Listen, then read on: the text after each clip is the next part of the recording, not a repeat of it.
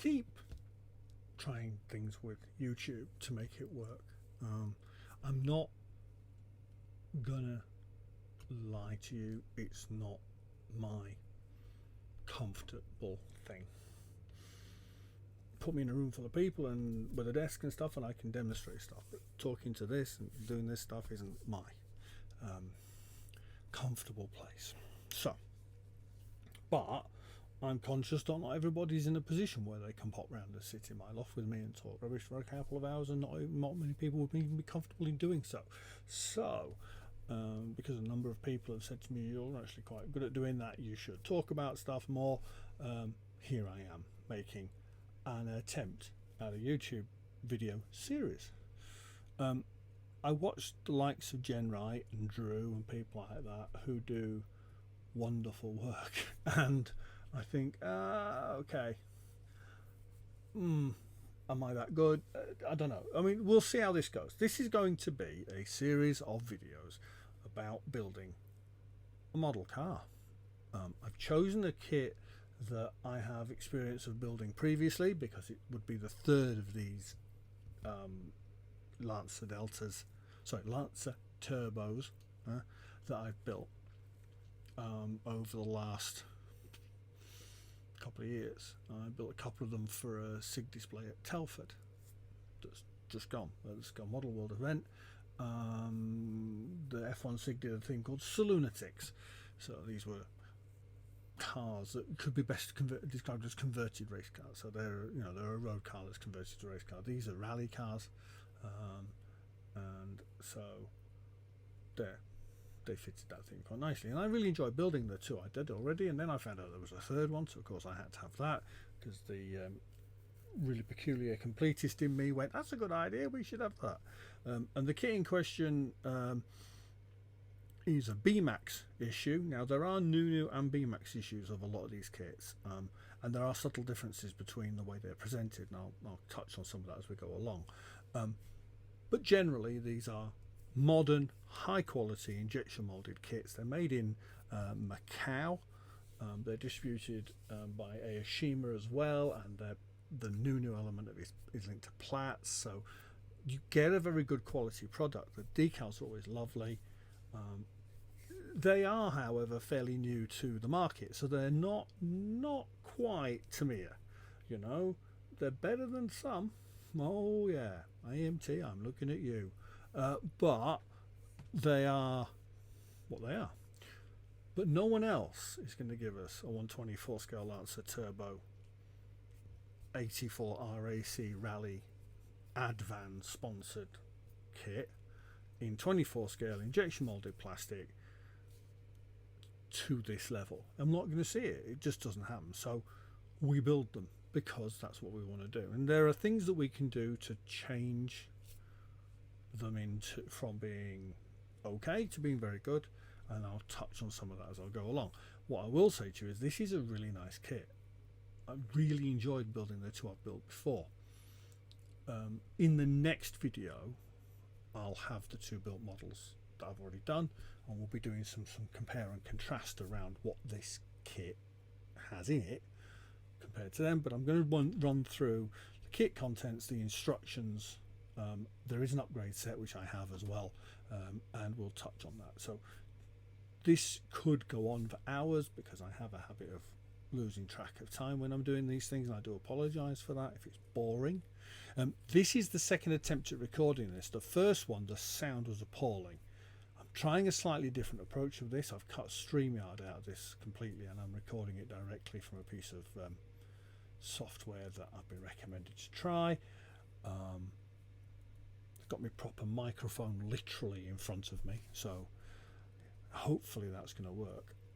If you have any issues with it, if you have any questions, I'd love to hear questions. That for me are really exciting. If someone says to me, Ian, what do you do for this? I'm going to go out my way and find out, and you will get a lovely little response with as much detail as my ADHD brain will let me give you, which can be a lot. But there you go. So without further ado, let's cut into the kit. So the kit we're going to build is this. This is as I say, the BeeMax Aoshima issue of the Mitsubishi Lancer Turbo. It's an 84 RAC Rally version. It's Advan sponsored, so black with red stripy bits. This is not the only Advan car that our friends at BeeMax have produced. They've also done an AE92 or two actually, which I managed to completely mess up, and I'll cover that as we go along as to why, to the point at which I actually threw it away, which is not something I do lightly with kits. I do not like to throw anything away. I always regard them as being rescuable. In that instance, it went in the bin, and probably with good reason. The wheels, however, have been recycled into something else. But there you go. So this is the kit we're building. So this is not that one. This is the newer. Yeah. So typical of the brand. Colour call outs on the side of the box are Mr. Colour and Mr. Hobby. Obviously the usual safety stuff. Lovely picture. Mentions screen printing decals, and the fact that you can build a choice of cars number 94, 102 or 116. And the differences between them are called out further on. We'll cover that later. Refers to the upgrade pack. Talks about distribution. I've not ever checked what's on the end of that QR code. I should maybe have to do that. And this is the usual. It's a box, isn't it? You know, that's what we're used to. So we'll put that to one side, and we will grab some bits and bobs. I've got that there for a reason. I'll put that to one side. Come back from it. So the kit provides a rather nice decal sheet.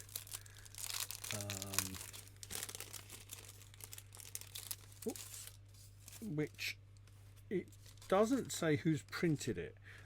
I'm reasonably certain they're not Cartograph, because there's no Cartograph logo anywhere on that box, and they are printed probably therefore locally. They are, however, rather nice. They're salt screen and they're crisp, and the colour density is superb. There's a bit of kind of matte patching on them where the top coat is, but there's not excessive amounts of carrier film, which is a big thing for me. I really don't like excessive carrier film. Obviously you've got the race numbers for the 3 different options, and the right number plates, and the right driver information down there. Now there is, for some reason, a little bit of staining going on the carrier film of this, which, bearing in mind this is a fresh kit, is a little bit frustrating. But I want to build car 116. It is the box art version, but it has a different setup for its number plate location. The artwork they give you, which is, see, BeeMax do this. The BeeMax kits always come with a colour sheet in them. The new ones, the painting information is in black and white on the back of the instruction sheet, and it's a pain to follow. So yeah, my preference is definitely these ones. You'll see here is a red outline. So the 94 and 102 cars front number plates are here, and but the 116, it's on the front. So I'm making a decision about that. It might revert to 94, but there you go. Driver details are called out, and they tell you which side of the decal's gone on. There's a little information piece there. Yeah, genuinely a nice decal sheet. Honestly, they are my teeth. I promise. You also get on the decal sheet seat belts. I'm going to come back to them in a minute. And the rally plates obviously have the numbers separately, so that you layer up the decals for those. But this is the bit that I'm going to talk about. Okay, so when I built the AE92 previously, the box information said that the red for the body should be the standard red, which in the Mr. Colour range is C3. Painted the body with C3, masked it off, painted the front end black, put my decals on it, and they were miles off. Absolutely miles off. This kit, however, suggests that you should use Shine Red, which is C79, which is a bit brighter. I think there's going to be spoons in my near future testing colour, and we're going to try that, see how it matches to these before I commit those decals to that model just to make sure I'm happy. If I can't get it right, I will probably make an attempt at making that into a mask, because yeah, and that would be easier, just to paint the whole thing shine red, mask it off, and spray the black then, just for simplicity. Quite interestingly, and you'll notice this, large parts of the front bumper are red. The rear spoiler is black, so you've got to be a little bit wary. There are a couple of pitfalls. If you can get them wrong, you might end up having to mask and spray if you're not careful. But there you go. So let's put them back in their little envelope, because I'm inclined to throw things, wet things, over decal sheets if I'm not careful, and I prefer to leave them in their packaging until I have no option not to. There are interestingly quite a nice selection. I'm making a right pig zero of that, aren't I? Making a nice selection of interior detailing decals on that sheet as well, dashboard and the like, and all the sponsorship decals seem to be there. There's no omissions, although there are. The tyres in the kit, we'll come back to these in a minute, are Advan. I've got one photograph of this car out of a number that suggests that one of the cars had the Advan logo picked out in white on only the front tyres. If anybody has definitive information or some nice pickies of these cars that are not the absolutely rubbish ones on the internet, please do send me them. I would love to see them.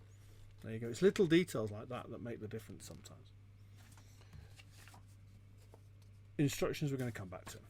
There is a detail set. This is it. As is often the way, detail up parts are provided by a lot of these manufacturers. To me, have started it obviously with their motorcycle bits as well. They were lovely. This one provides a turned metal aerial base and a sprung aerial. Really nice touch. There's actually a photo etch bit to go around that as well, with a blooming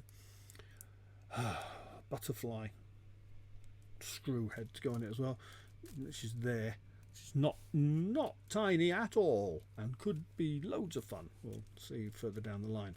A lot of this etch set is devoted to the bane of car modelers' lives: seat belts. Now,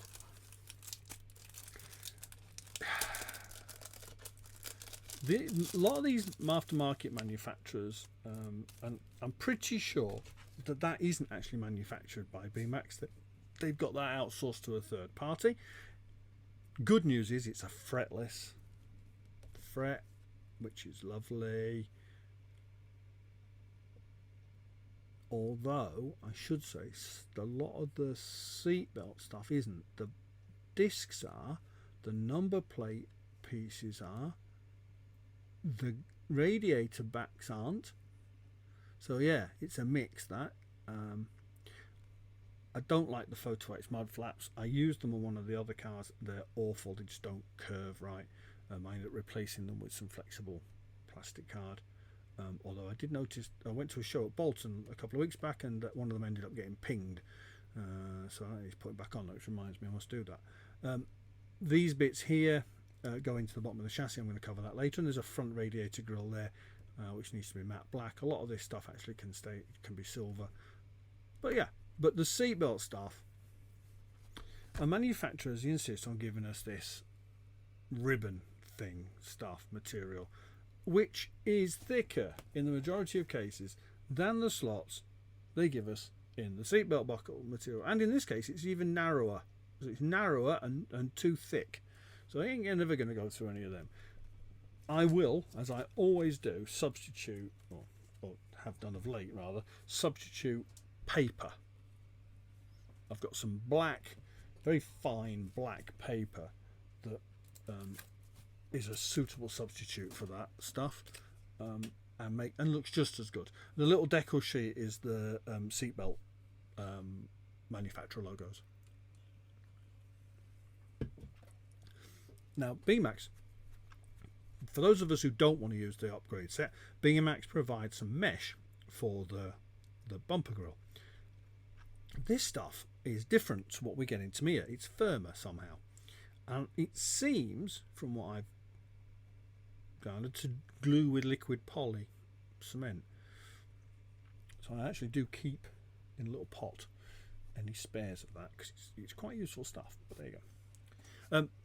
Instructions, usual stuff on the back, usual introduction, a little bit of a potted history about the car.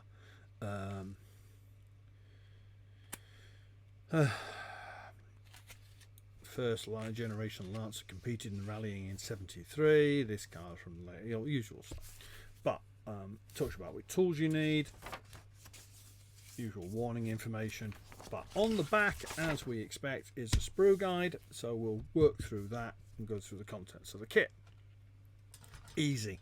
We have a body shell. Not all Lancers had a rooftop aerial.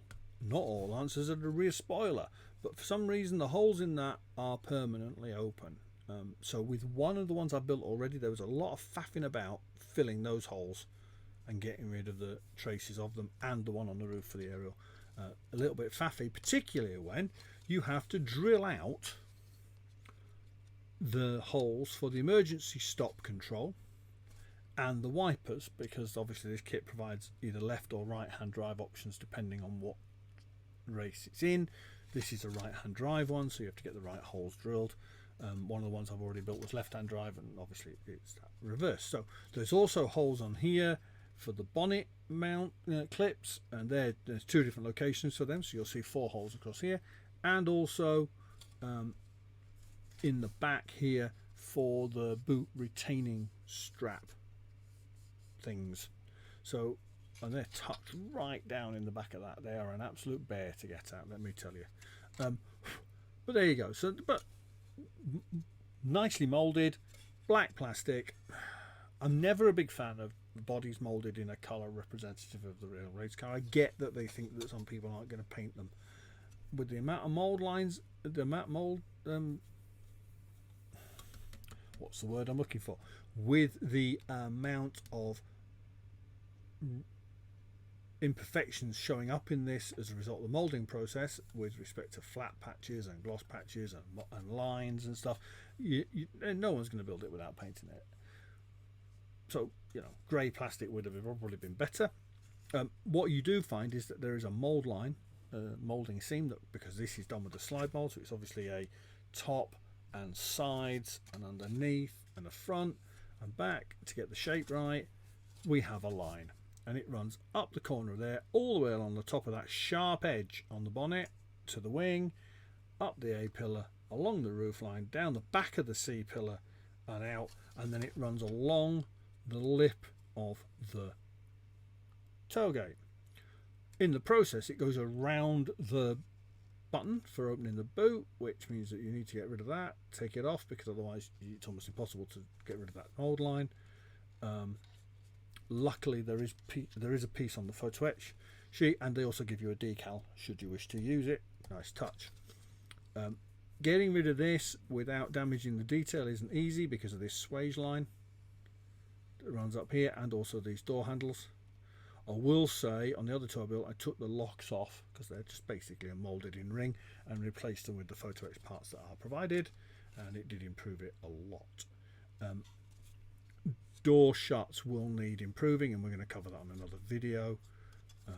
The fit of the rear piece across here and the insert for the lights and stuff is suspect. I know that, and I will again try and explain what that's about, probably on the next or the video after. But we'll end up with a very nice model. We just need to spend a bit of time on it.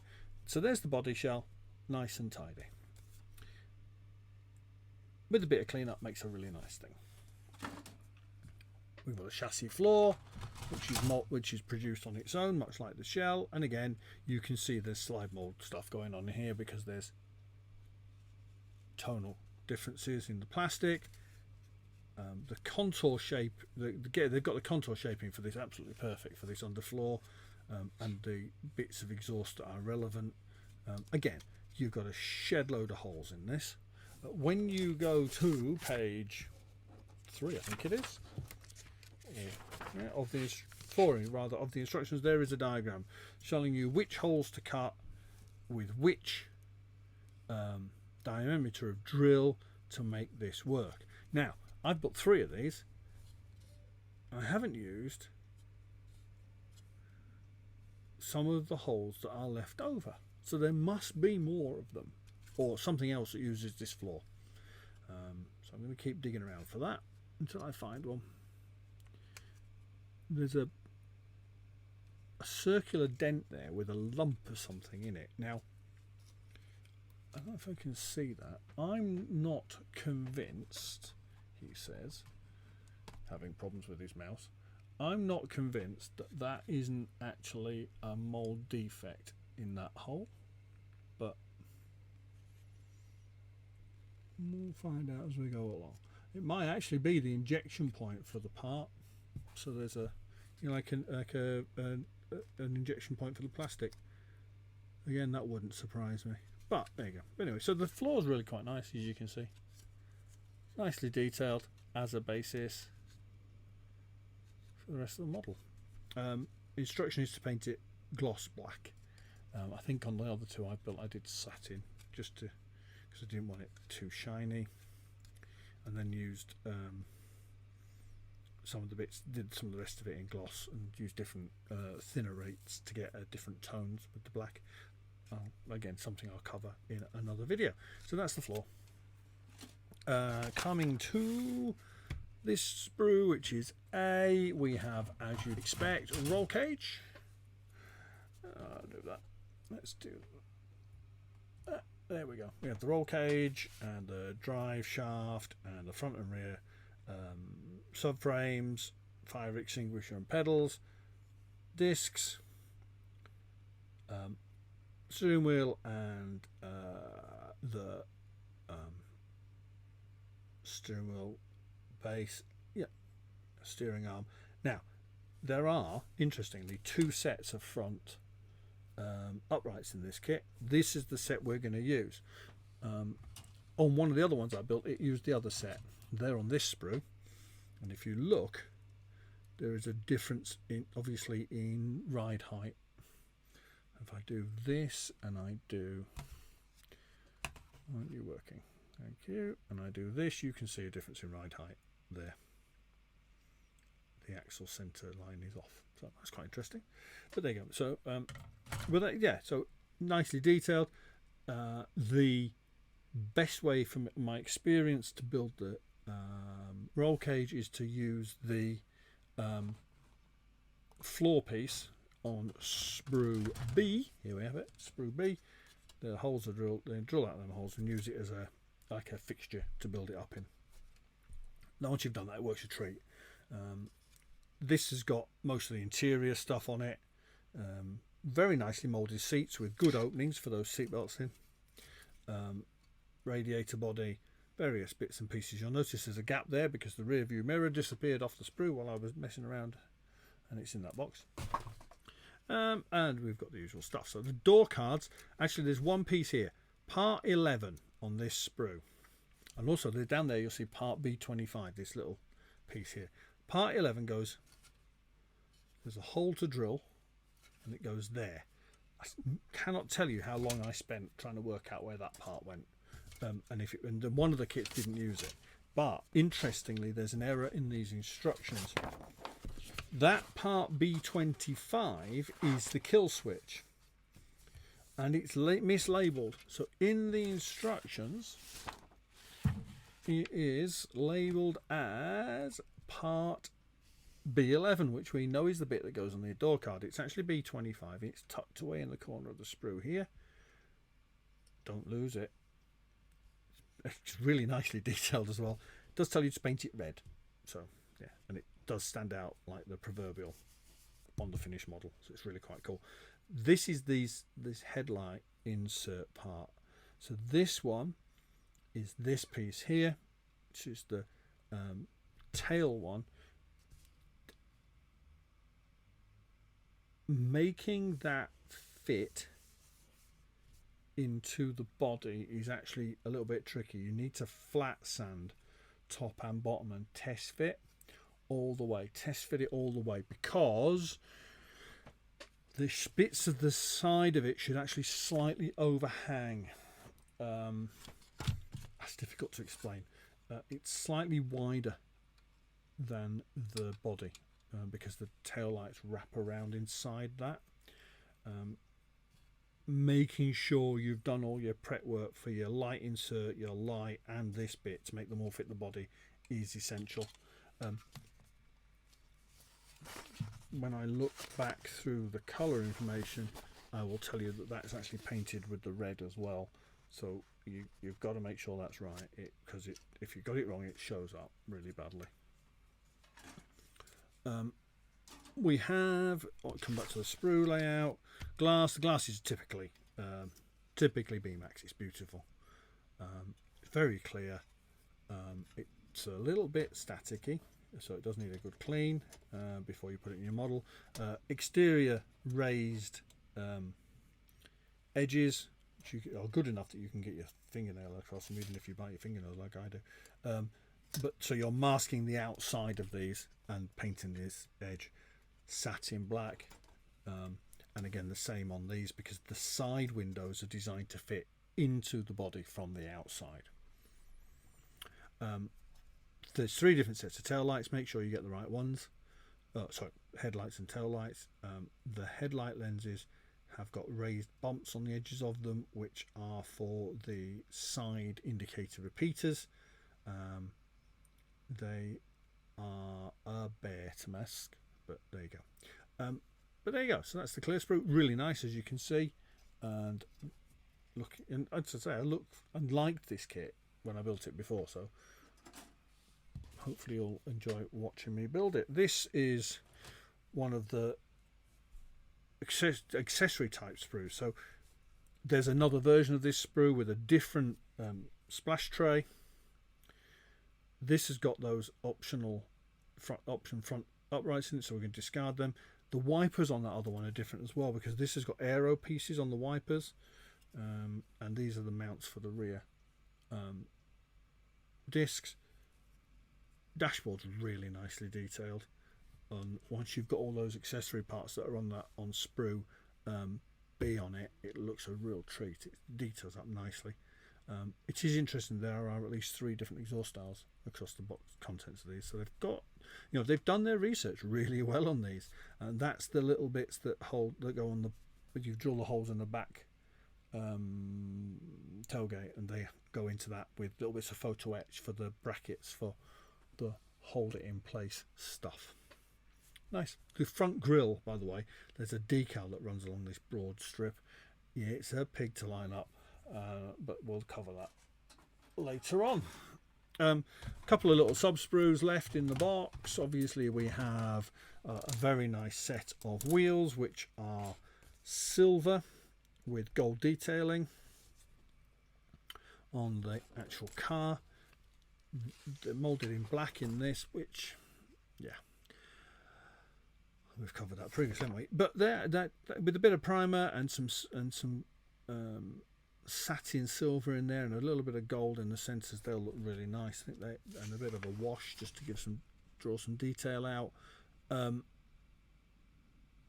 Fronts and rears, got to make sure you get them the right way around. The tires, now apparently there's 2 different tires, fronts and rears, but I have to say to you, as it stands at the minute, I'm done if I can work out which is which, because seemingly they're all the same. They're all GR07 Advans, but the instructions very clearly say, where'd it go? Tires 4 pieces there, but when you look at the instruction, the suggestion is they're different. So I'm gonna have to work on that one, work out what I'm doing wrong. It may just be me, and they may actually all be the same, but there you go. Obviously you've got your usual poly caps. Couple of little chrome sprues, tail light and headlight backs. As I said before, they take a bit of making sure that they fit properly. You'll end up sanding tops and bottoms to make them fit in. Don't worry, you won't be able to see it because they pop right back into those housings. Mirror bodies, and again, I found they needed a little bit of sanding previously to fit, so we'll be doing that again. And we have inserts for fog lights, which are here. Nicely done, actually. Two different styles. One that pops into the bumper and one that goes on top, and the holes for those are pre-drilled, along with the brackets being moulded into the bumper. There's a bit of a mould line around the top edge of that, which took a little bit of getting rid of with some plastic sagging going on. That just takes a little bit of effort to make that look right, but yeah, nicely moulded actually. And as we've identified previously, gloss red, and then you're going to paint that top edge black, and then that metal grille sits in it, so quite cool. The wheels out of the way. Last sprue is this one. Again, this is one of the subject sprues, so a lot of what's on this is unique to individual model variants. However, what is interesting is that if you're using the upgrade set and you use all the bits of it, which is entirely your own choice, you're going to use the wing mirrors and the bumper, because this aerial, the seatbelt, sorry, the number plate plaques and the bonnet marks holders are all on the X fret. So yeah, what is interesting is there's a slide tooling here, so they've obviously decided to use it to get in and get this crisper rivet detail under here with the cutout around it, quite prominently visible on the finished model if you're looking at it from behind. So I understand why they would do that. That's quite nice. The mirrors are quite cool. They tidy up beautifully and they fit a treat. The holes for those, though, you do have to drill in the body, but they are pre-marked. So one of the versions I built only had one mirror, the driver's side mirror, so interesting. So that's a recap of the kit contents. Instructions wise, you'll notice I've blanked out this column. This is because those are the aqueous numbers and I continually model them up, so this is an old habit. Nice touch is that the colours are called out in a number of languages, and on right at the end there's a Tamiya mix for those of us who like Tamiya acrylics.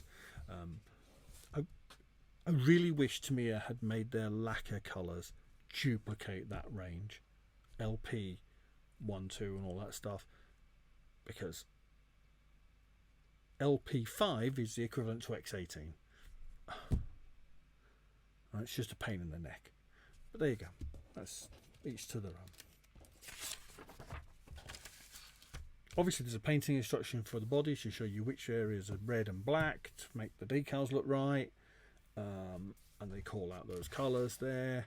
So gloss, so for some reason they tell you to paint the body satin black, but it's not going to work with those decals, is it? So gloss black really, shine red, which in this instance they're talking about the aqueous version, which is 23. I'm going to use the lacquer version, which is 79. There's that information about drilling that chassis out.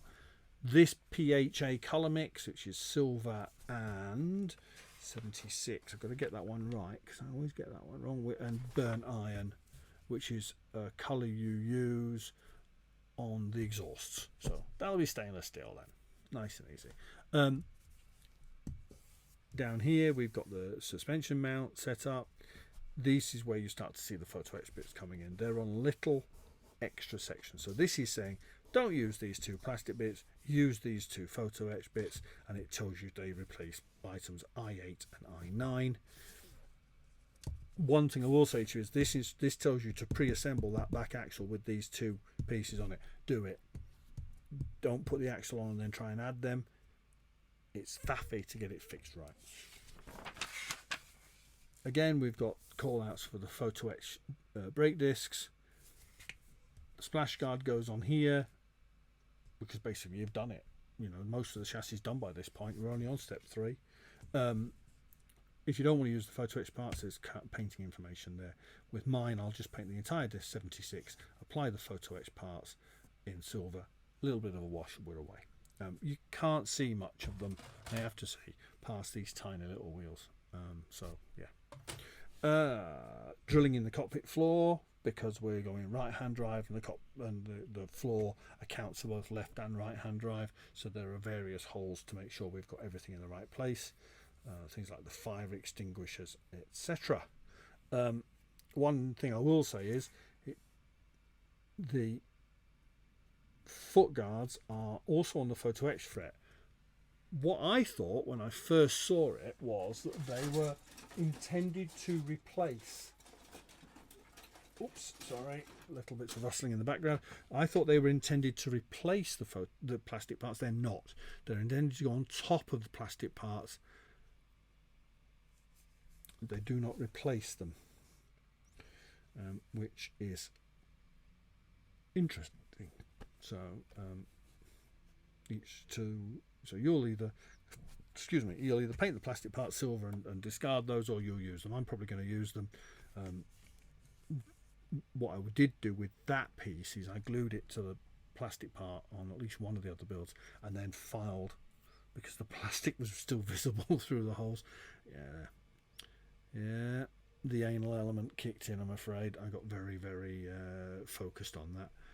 This steel does actually take paint quite nicely. So there you go. Handbrake, etc. are very nicely moulded. Again, you've got different holes for the left and right hand drive set up for the seats, and you need to make sure you get the seats the right way around because the bracketing underneath them is different, and it's handed for these. Here they're showing you the decal seat belts. Here are the photo etching bits. We're going to have fun of that, aren't we? I think that's going to be a video all of its own, that bit. Like I said, the dashboard is quite busy, so let's have a little zoom in on that. Oh, mouse has decided to work. There we go. Lots of little doodahs and bits and pieces to add. The fit of this is a little bit suspect, needs a bit of work. Takes some nice painting. The decals are very good and react quite nicely to decal solvents. Really nice that. Here's that roll cage that we talked about before, and like I said, use the floor as a jig to assemble it, get it all bonded up, do all your clean up once away from the thing, and then you can bring it to and add it. That way you're not painting it separately. Again, the kit instructions are telling you that's going to be gloss black, which should suit. I'm not sure about the painting information for this. There are instructions that you paint the whole thing dark grey, and then these inserted areas on the side walls are black. I'd probably be inclined to do it the other way around. Paint it black, mask those, paint everything else grey, rather than trying to reverse it, because making that go in there is going to be a pain. But it's your own choice. The winders are nicely done, although personally I'd prefer them as a separate part, because it would have made painting and masking that an awful lot easier. There you go. Hey ho. Here's where we're calling out the drilling on the body work, just down here, look. So there's your photo etch grill piece, and there's a template if you want to use the plastic grill. One nice thing is whenever there's the holes to drill, it tells you which drill sizes to use, and they are color coded, which is a nice touch. That's your wing mirrors, that's your kill switch and your wipers, that's those rear attachments, and that's your bonnet stays. As I say, they're on the Photo Etch fret here, look, which is really very nice. And for some reason they give you 4, but the instructions seem to only refer to you needing 2. Well, that's going to be fun. Over here we're dealing with the grill and the number plates.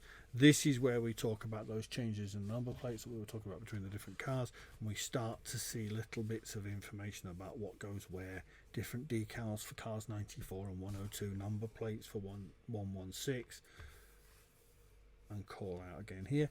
The fog lights, there are different glass elements for the 2 different types of fog lights. Make sure you get them the right way round, because I will say that on one of mine I ended up having to dismantle them because I'd got them the wrong way around. If you do get them the wrong way around, you can always use the covers, which are on the plastic sprue, with their own decals. We'll talk about that headlight stuff later on, no doubt. Here's the glass. Now the one big glaring omission in this kit is there are no masks for those windows, and there are not even templates in the kit. Not happy about that. A little bit of a letdown. Photo etch windscreen wipers. The plastic ones are better. They've got the right aero pieces on them. Why? A little bit pointless. This is those rear fittings for the bonnets stays. Little bits of photo etch that fold around them. They were really fiddly on the one I did previously, but they work, so I'm not arguing with them. They're really quite cool. As I say, rear spoilers should be painted and added separately to the rest of the model after you've completed the decaling and built the thing. The glass for the rear and front and rear bumpers, the little insert pieces, it's very easy to get them the wrong way round. If you're not paying attention, then they don't fit, and then you start swearing, and then you realise it's your fault. Just saying. The front radiator pops in here with its choice of photo etch bits. Here's your aerial, your wheels and tyres, your mud flaps, your number plate backing. And that is a finished model. It's a really nice little kit. So that's kind of it for tonight, for this one. I've covered basically what you've got. So what I am very keen to say, whenever I see people, they pick a kit up, they rip all the bags out, and they start on step one.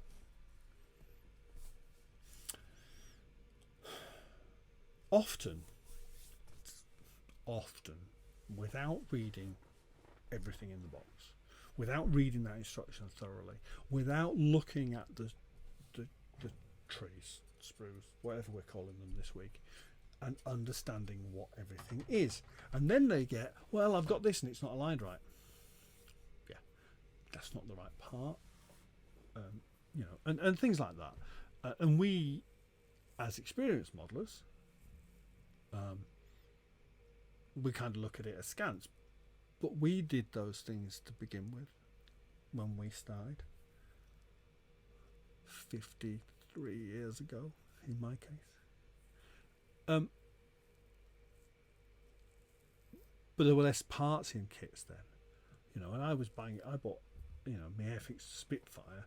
It had maybe a couple of dozen parts, half of which I didn't use because with the wheels up, you know, and the pilot went in and he had a bit of flesh for his face and everything else was brown. Off you go.